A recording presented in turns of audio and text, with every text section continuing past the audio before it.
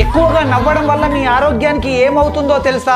చెప్పు. రీసెర్చ్ ప్రకారం చిన్నపిల్లలు యావరేజ్ గా రోజుకు 300 నుంచి 400 సార్లు, ఆడవాళ్ళు 50 నుంచి 60 సార్లు నవ్వుతారు. కానీ మగవాళ్ళు కేవలం 8 నుండి 20 సార్లు మాత్రమే నవ్వుతారు. స్మైల్ చేయడం వల్ల డోపమైన్, సెరోటోనిన్ అండ్ ఎండోర్ఫిన్ వంటి హార్మోన్స్ రిలీజ్ అయ్యి హ్యాపీనెస్ అండ్ రిలాక్సేషన్ వస్తాయి. ఫోకస్ అండ్ క్రియేటివిటీ పెరుగుతాయి. ఈవెన్ ఫేక్ స్మైల్ చేసినా కూడా మీ బ్రెయిన్ నమ్మి హ్యాపీ హార్మోన్స్ ను రిలీజ్ చేస్తుంది. ఒక చిన్న స్మైల్ కూడా 10 నుండి 12 ఫేషియల్ మజిల్స్ ని యాక్టివేట్ చేస్తుంది.